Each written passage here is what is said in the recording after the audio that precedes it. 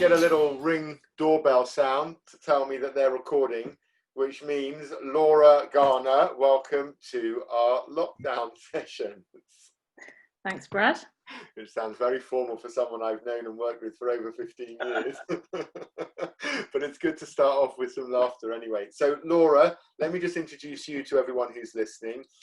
So you and I have known each other, as I said, for 15 plus years. And you operate as an independent consultant in the leadership and coaching space.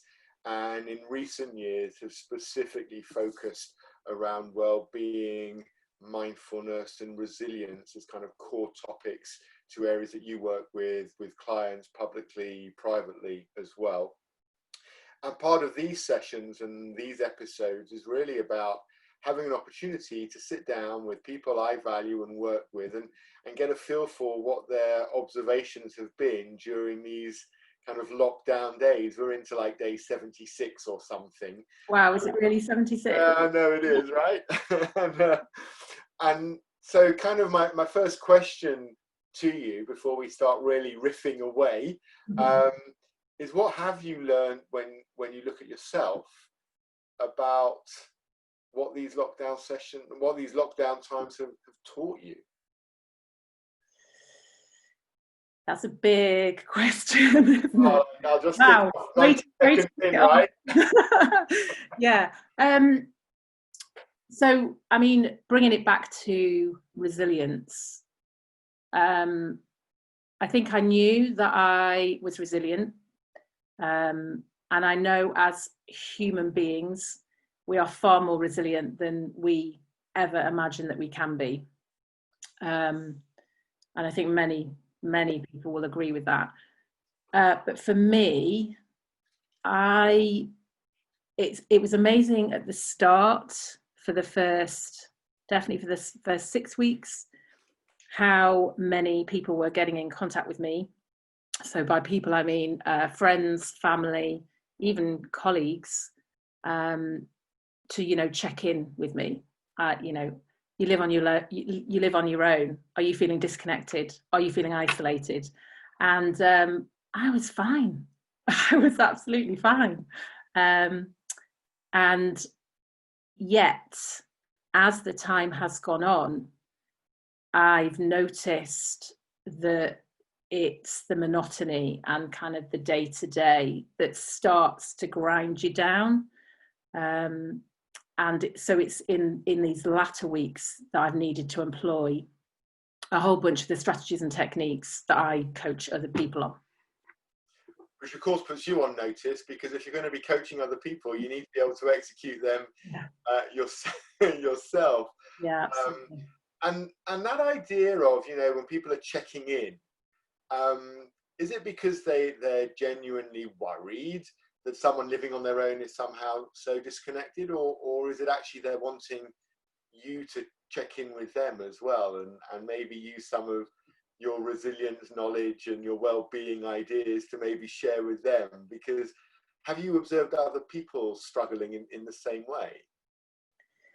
Yeah, I mean, I probably think 80% of people have been struggling in some way. Yeah. Some of us, will have similar challenges and some will have different. I think the question that you're asking about, what's our ulterior motive between, for asking, are you okay? How are you doing? Because often we do project, don't we? We project onto others what it is actually we're seeking. What do we need? So I think genuinely the checking in is because people care, and people have that deeper need to be cared for, to have somebody looking out for them. So I think in many cases it is twofold. Yeah. It's driven that sense. I've noticed myself, when it started out, there seemed to be like a huge sense and desire to create a community feel about where people lived. Neighbours were being supportive, checking in on people, friendships, trying to create that community feel because they can't go out and meet. And I wonder if now, kind of 10 weeks in, 11 weeks in, whether perhaps people are slipping back into being a little bit more selfish. They're worried about themselves again. They're thinking, I maybe need to go back to work at some point, or how long can my business sustain itself without clients?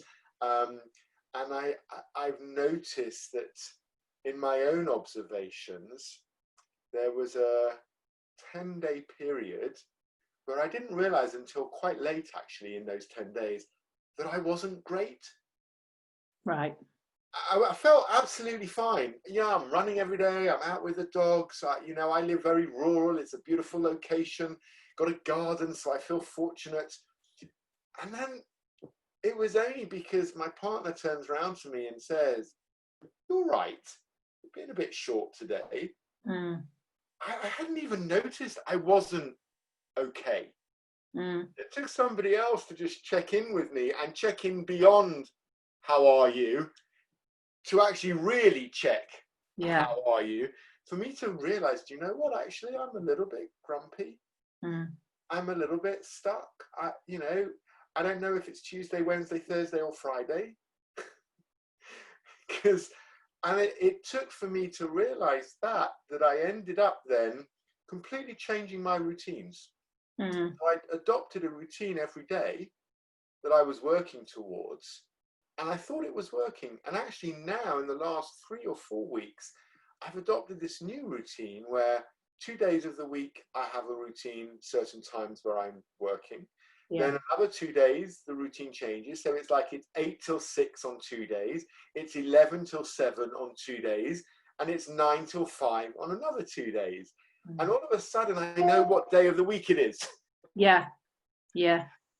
And so I kind of reflect that back and throw it to you and say, how do you notice when you're not okay, as opposed to when you are okay? So I've got a couple of kind of warnings, warning signs for me. So one is physically. So I often find that I'm physically tense, neck and shoulders. So some people, when they are stressed, it plays itself out in the body internally. So, it's not uncommon for people to have IBS, for example. For me, it's always been the muscular, the shoulders and the tension there. So that's one way. The other is my sleep is affected. And when my sleep is affected, I'm tired in the day, and so my energy levels are affected. So those signs for me, and this is something that I've been working on a lot more, I would say, since November last year, and I now have kind of a check-in with myself at different points in the day.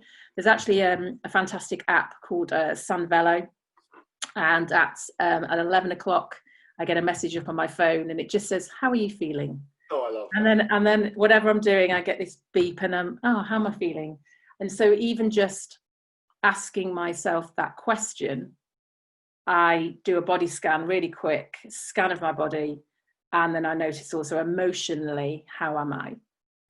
And it can be as quick as 10 seconds, or I'll notice that I need longer.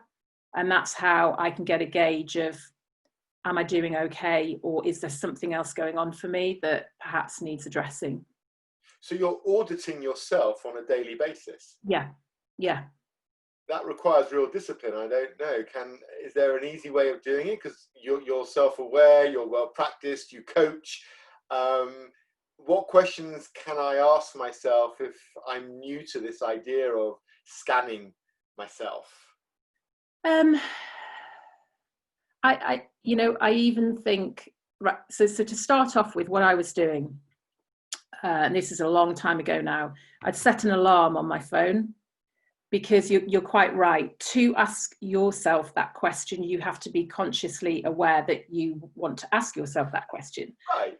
And when we are, especially if we're working from home, we're stuck in writing, an article, a paper, and before we know it, 2 hours has gone by and we are in task, we're on our head completely. So it's just not going to happen. So setting some kind of a reminder, an alarm, can help to break that.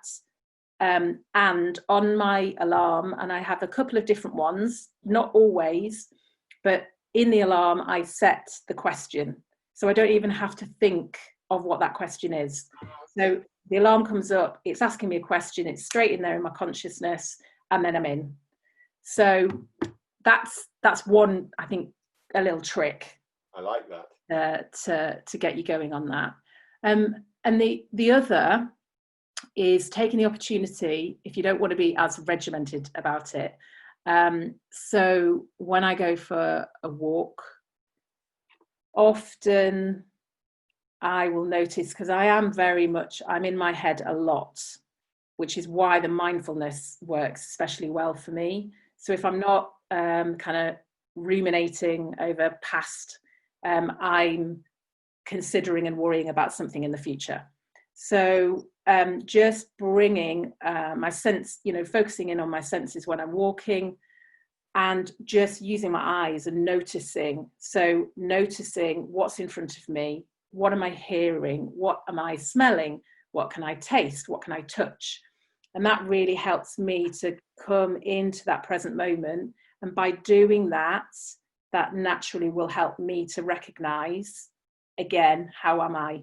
Am I feeling relaxed? Am I feeling tense? And if I'm noticing I'm tense, why am I tense? What's going on for me at the moment? So having kind of an open mind and being curious about my body, rather than being quick to judge and criticize, because that gets us in a very rigid, blinkered, way of thinking.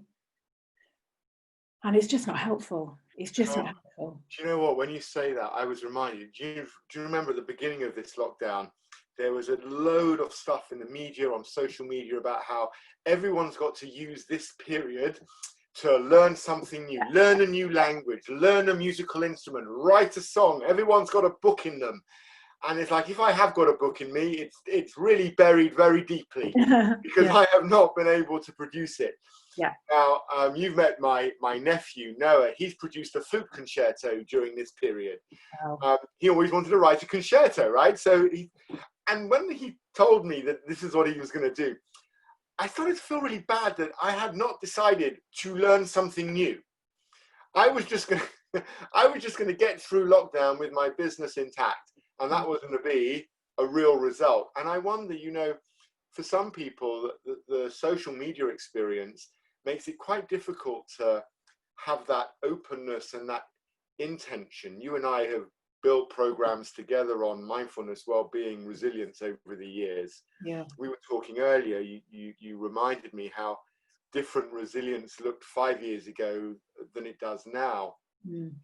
I wonder, how hard is it to really show that kind of intention to yourself, to be that kind to yourself, to be that open, that curious, as you describe it, when everyone around us is posting, about what they've learned, or, I'm translating the Iliad from Latin to English, how do you do it? Do you know what? I remember that time as well, Brad, and I think there's still an element that's still there with this.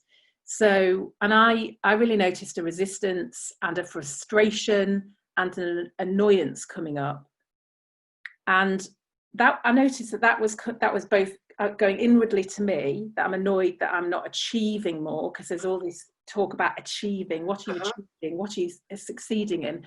But equally projecting it out onto others, being really annoyed and frustrated that the level of success of getting through this period is about what you have, done. Right. So many questions are around. So what have you been doing? What have you been doing? And we're stuck in that tick box you know, what things have you been completed during your time, during all of this apparently we've got a lot more time on our hands, which again I think many would disagree with. It's just a different way of using our time. Absolutely. And it's I still think although there's a lot of talk around mindfulness, well-being, taking care of ourselves, there's still this I don't know if it's a stigma or something attached to the being part. You know, I don't think I would feel that comfortable saying to my dad, certainly not my dad, that if he asks, so what have you been doing? Even now to this day, when I've been meditating, which I absolutely know does wonders for my mental health, my emotional health, it makes me more productive, in a much more positive mood. My dad wouldn't get that.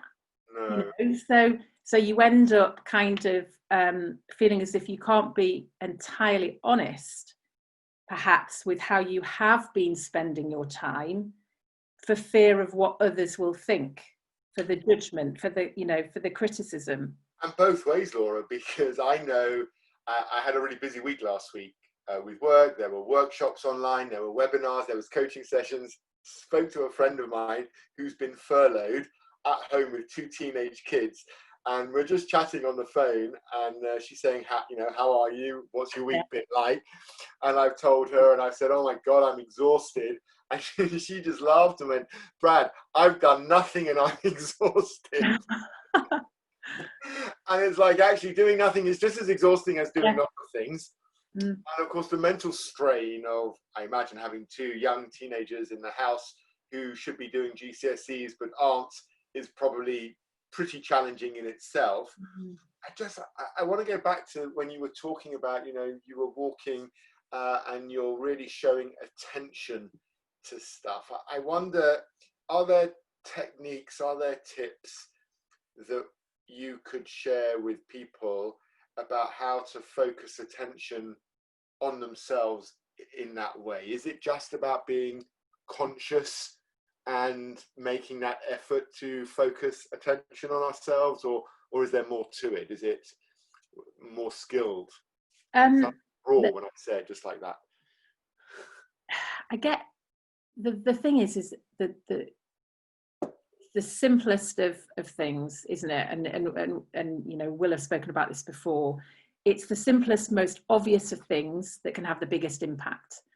And yes, there are many different strategies and techniques, but if you bring it back to something like the breath, just the breath, and on the one hand we can say, well, that's just the breath, that's easy, but so many people find it difficult just to focus on the breath. So first of all, just noticing the breath, noticing, do I breathe deeply? Is it quite shallow? Where does my chest move? Actually, do I struggle taking deeper breaths, as some people do, because we're maybe not used to it? I know that I hold my breath a lot, thankfully less than I used to. I used to hold my breath when I was exercising, which is just completely, totally counterintuitive. I would hold my breath when I was concentrating on something, when I was stressed. Yeah. So these are all things that are happening that I'm not, sometimes we're not consciously aware of. So just to take a moment or a couple of minutes to just focus on that breath and then develop a deeper sense of breathing. It's known to have it has a physiological response on lowering the heart rate, etc., etc. So it's a really positive, beneficial thing that we can do, and it's bringing our awareness to something. Well, and I know when we were on a webinar together a couple of weeks ago, you did a breathing exercise with the group, and I was in charge of the slides, and I almost fell asleep. And in that exercise and had to suddenly rush forward with the slides because you finished the exercise and I was still just breathing and just happily sat here in my chair. Yeah. That was really lovely. I think that's the thing, and Brad, with that was a fantastic, that was a positive response that you had to that. Yet there were others who found it so difficult to focus on the breath, and actually one individual said it actually increased their sense of anxiety because they had trouble with the breath anyway. So it's definitely finding what works for you, and it's not going to be the same for everyone, but it's not about getting it right either. It's just about experiencing it. How is it for you? What do you notice about what happens with your mind, what happens with your emotions and your physical self, and allowing that? Maybe it changes direction a little bit, but just listening to you, I'm kind of reminded of other practices, not so much learnings, but practice and observation for me during this time, because although I'm not a religious person and agnostic in my belief system, I do have an affinity to the Buddhist practices.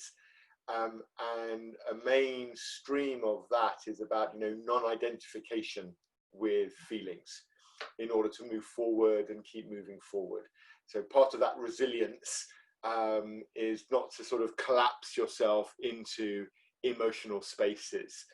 And I found that a really useful technique, if you like, to help me through difficult moments during these lockdowns. So when I have maybe been beating myself up for not producing something or not executing on a to-do list, which is getting longer or shorter by the day, whatever it might be, that I'm learning more and more, in spite of practicing for a number of years, still learning more and more how to not identify myself with the feeling. So I might feel bad right now, and I kind of lean into that feeling. I feel a bit rubbish, and then I lean back out, and actually I don't collapse myself into it, and I get on with the next bit, and that's really helpful, I find. Yeah, absolutely, and that really resonates with me, Brad. Actually, this leaning into, I think we have this natural. So how resilience was perceived, many years ago when we were doing leadership training, certainly when we were working together with HSBC.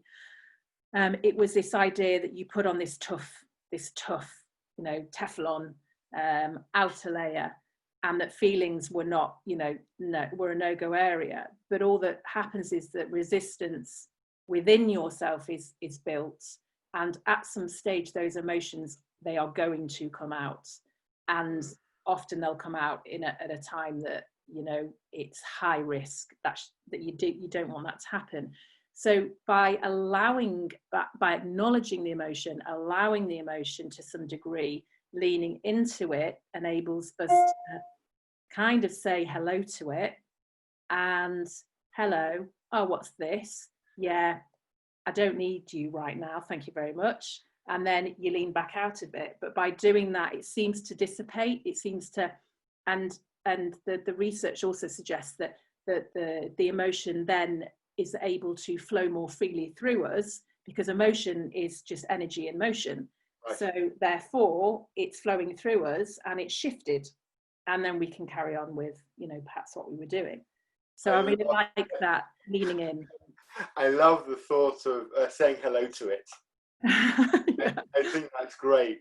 Yeah. I have stumbled on the title for this episode. Say hello to your emotion. It's just energy and movement, Yeah. And maybe that's something that we'll all need to learn how to do, because as the world takes on a new shape and people start going back into work, or we start running more workshops online, we need to create that kind of space to build intimacy into our conversations. And all of a sudden, you and I aren't going to be bumping into each other in the corridor and we'll grab 10 minutes and have coffee together. We can't have those ad hoc chats anymore. I mean, we can replicate so much on Zoom, although I think some people are Zoom fatigued now. Yeah. How do we replicate those kind of ad hoc conversations where we create that that psychological safety, the intimacy, where we get to share what we're doing. And I wonder, you said right at the beginning, people are more resilient than they think. How do people find out where they need to develop their resilience? How can they develop their awareness on how they cope with things, to know what techniques they should try, what tools are best? Should I be doing breathing? You mentioned a body scan earlier. Should I be doing that? Do I just need to go out for a walk and pay attention to the birds in the trees?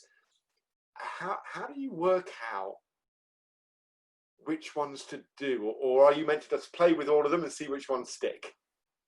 I mean, so if a person is looking for something that's quite structured, then there's a bunch of online reports. So the iResilience one that we use a lot in our training, there's a free resource. I love that. There's four specific areas, 4 factors, and it helps you to see what is contributing positively towards your resilience, but what might actually be inhibiting your ability to be resilient. And that's a great self-exploratory tool. I also think the PERMA survey, PERMA with an H, is another great one, and that expands it further out into the well-being arena and kind of has a broader perspective on it. But I mean, I think there's also with this, if you know what makes you tick, if you know what brings you contentment and happiness, if you know what your values are, then often that also can help you to get a gauge of what's in your life at the moment and what's missing in your life at the moment. And for a number of people, I think this whole, the purpose and meaning in life is really shaky for a lot of people. Yeah. And there's a whole bunch of stuff that we aren't able to control. And as human beings, we like to problem solve and we like to control things, don't we? So, even asking, what are the things that are outside of my control? What are the things that are inside of my control?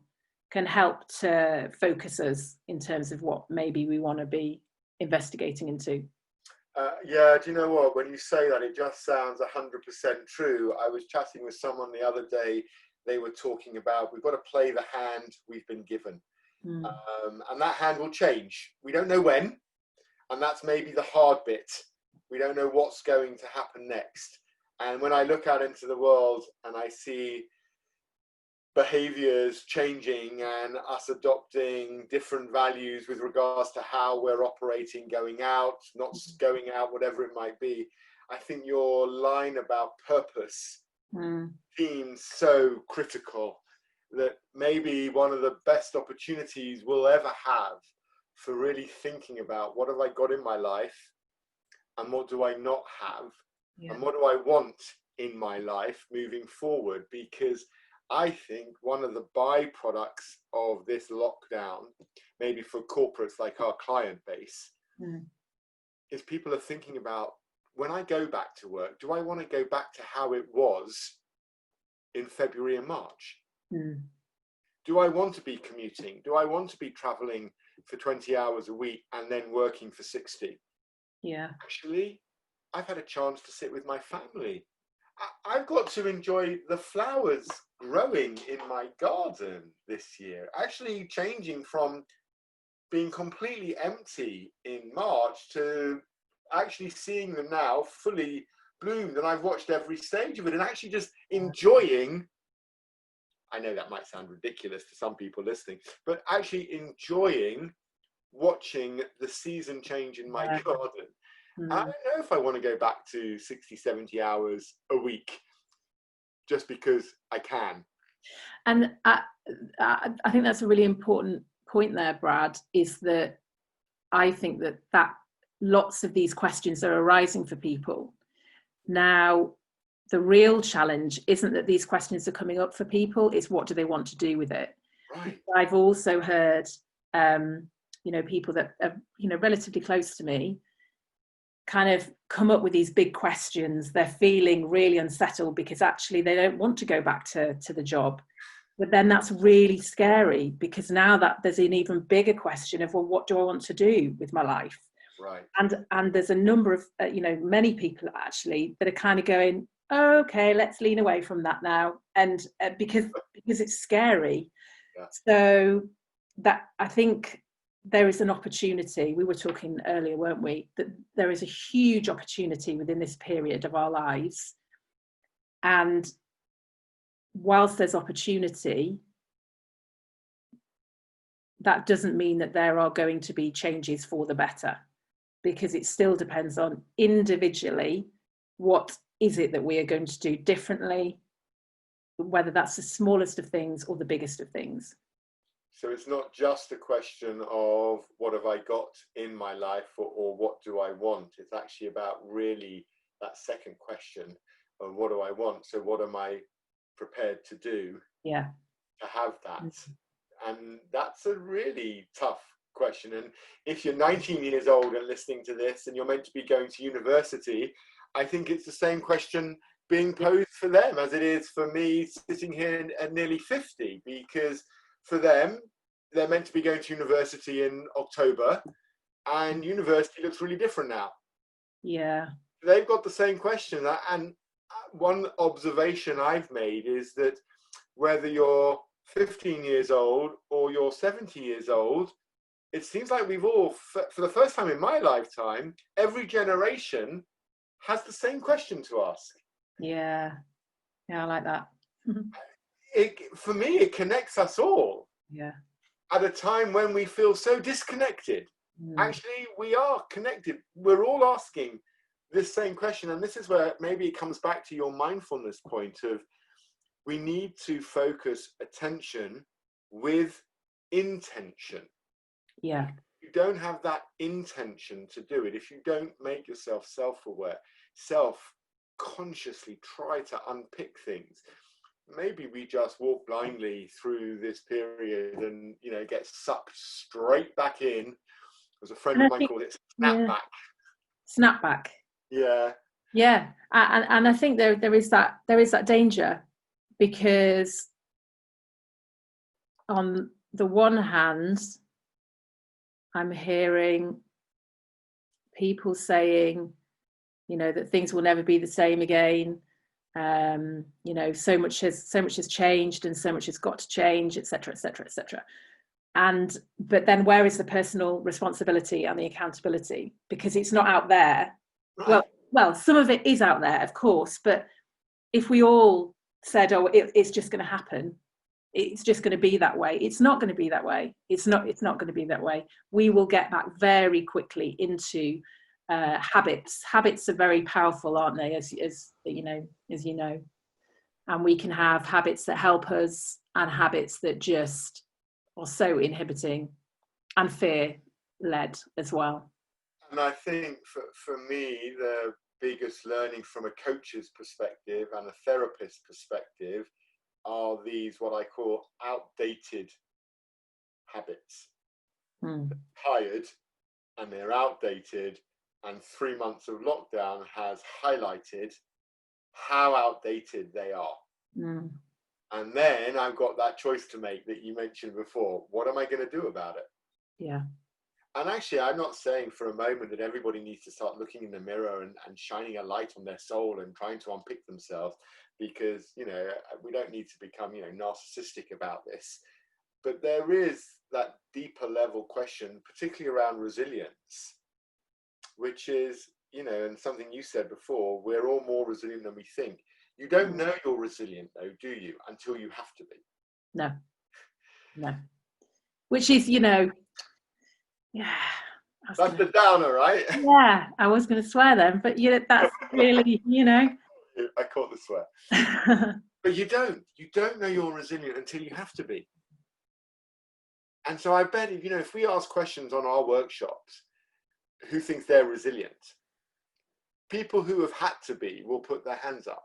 And people who have not had those traumas or those tragedies or those nasty moments in their life where they've had to dig deep. And wow, you know, great if they've been able to get to a stage where that's not happened, they won't put their hand. So they might actually think they're not resilient. And I've often thought as a coach in this field that we need to practice these things when things are okay in order to use them when they're not. Do you find yourself practicing mindful techniques, resilience techniques, well-being techniques every day? Or are you kind of dipping in twice a week, like going to the gym? So my habits have definitely changed. So I would say for years, dipping in, dipping out, kind of. I like a phrase that a friend says. So dose dependence. Right. So dipping in as and when. What I noticed about myself is that it had limits to what was helpful. So now I have formal and informal practices. So every morning, 7 o'clock, I'm on a Zoom call for half an hour. That's a morning meditation. Twice a week, I do a different type of meditation with another mindfulness teacher. And then I've got the informal opportunities or practices that I would call them are when I've got, you know, the messages coming up on my phone, or if I'm doing an activity and I'm just paying attention to it. So these are kind of ad hoc, but it's the formal, the routine and the habit of the formal practice has shaped the way that I think. It really honestly has. And this is over a relatively, I upped it from January. So thankfully, by the time I was kind of coming into the lockdown, there were already some routines and habits having been developed, which have definitely, you know, helped. And that said, these are practices that whilst I've been doing a bunch of these with a group of people, you know, over Zoom, and we've got there's a quite strong community there. By practicing the different techniques as well, then that's going to put me in a much stronger place and more grounded place when I am back relating more with individuals, you know, physically in contact with them. So being able to practice it almost in this lockdown, you know, practice, it's helping me now, but I know that it's going to help me a lot more in the future as well. Do you think that from a personal perspective, you've changed during this period?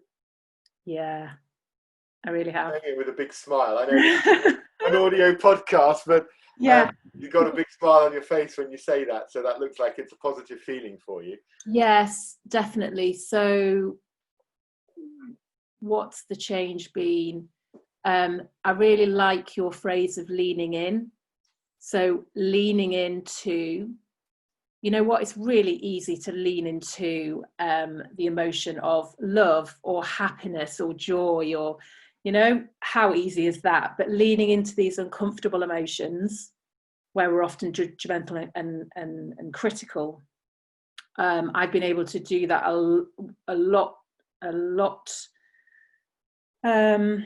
more frequently. And that's enabled me to shift these emotions more quickly, but not to repress them.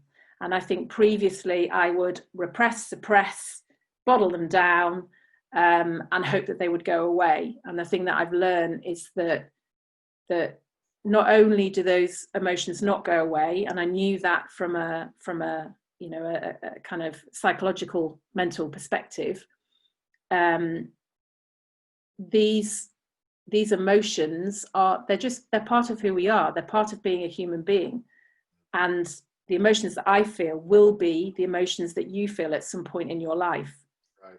You know, I'm no different to you in that respect. So as human beings, we're all connected by these emotions, and we should embrace the emotion and kind of work with the emotion rather than try to fight against it. And how's that going, selling that point to your dad? Do you know what? I actually had because of my growth, I had a really honest conversation with him about mental health and about a whole bunch of other topics, which I thought possibly caught him off guard ever so slightly. But because of how open and comfortable and grounded I was, I think that goes a long way, doesn't it, to making the other person feel comfortable and grounded. And so it was a really positive conversation. I'm sharing a similar experience with my own father. How are you? Yes, I did a podcast with somebody the other week on happiness, and he listened to it. We put it out on LinkedIn, and he listened to the whole podcast, 35 minutes, and he called me up to have a chat about it because it had made him consider his own happiness factor and his own happiness levels, what he does to make him or others happy. And I was a little bit thrown myself, so not him being thrown by me bringing it to him. He brought it to me, and I didn't know what to say to start with. He's like, "Oh, I really enjoyed your podcast, Brad, on happiness." I'm like, right. Where are you going with it? Well, it really made me think about, I made your mother listen to it as well, but wow, she wasn't able to concentrate for the full 35 minutes, he said. But there is this opportunity, and maybe this is like, I promise this will be the last question today. Maybe this is one of the great opportunities of lockdown. We've got the space to have these kinds of conversations, to create deeper, more meaningful understandings with people, to share stuff which is more holistic in its approach, that perhaps up until now you wouldn't have talked to your dad about that kind of topic, or I wouldn't have talked to my dad about what made him happy as a 23-year-old when he was first getting married and having a family. Yet there we are, this sort of nearly 50, nearly 80-year-old chatting about happiness for like 45 minutes. If you could share a couple of tips that you feel would really energize people into caring for themselves more, which I kind of feel is like the theme of what we've been talking about here. Whichever area they're going into, resilience, mindfulness, well-being, just questioning themselves with more attention. If you could give us a couple of like tips as a summary of what would you say people should be doing to help be more caring to themselves? I'm glad you said that, Brad, about being more caring to themselves, because something else, the messaging that I've been seeing and hearing throughout this whole time is very much about caring for others and the compassion towards others, and it absolutely has to start with self. So one of the things that I think it's really helpful to do is to notice how you speak to yourself, and by that I mean we all have voices in our heads, whether we want to admit that openly to people or not. Generally speaking, the negative voice is a little bit louder, a little bit harsher, maybe dismissive, and noticing the tone, noticing kind of, the pitch, the volume, and thinking about, would I speak like that to a friend? And this is quite a common, technique, and we've used it before in our courses, but would I speak to a friend like that? And categorically, it would be no, every single time. Every time. But yet we allow ourselves to speak in that way to ourselves. And I just really want to kind of highlight that to people, that do not underestimate the power that talking to yourself in a more positive way can have on self-esteem, on confidence, on overall mood, and then on your openness and your care, kindness, and compassion towards others. So if we can start treating ourselves as a friend and being a little bit more forgiving of ourselves, then that is naturally going to come out to those that we care for, our colleagues, our work colleagues, you know, people that strangers that we encounter, you know, in the shops. Maybe we'll be a little bit kinder and more compassionate, shift our perspectives in how we view others, if we can do that for ourselves. I love that, because that for me epitomizes the need for compassion, and it starts with self. Yeah. Laura, this has been brilliant. I feel like we need another couple of hours. Yeah. So I'm going to have you back in a couple of weeks' time to pick this conversation up and see where else. I just want to thank you, because I think some of these points that you brought out, this balance between being well mentally and physically, that connection, being nicer to ourselves. So I know there's hashtags of kindness all over social media, but it starts with ourselves before we look at others. And some of those conscious exercises, from just going for a walk and focusing on your breathing, I think there's some really lovely ideas for people to play with to help build up their own well-being in what is not just difficult now, but potentially will be difficult times ahead as well. Brilliant. Laura, thank you. I'm going to stop recording with a great big smile on my face. Thanks so much, Brad. Brilliant.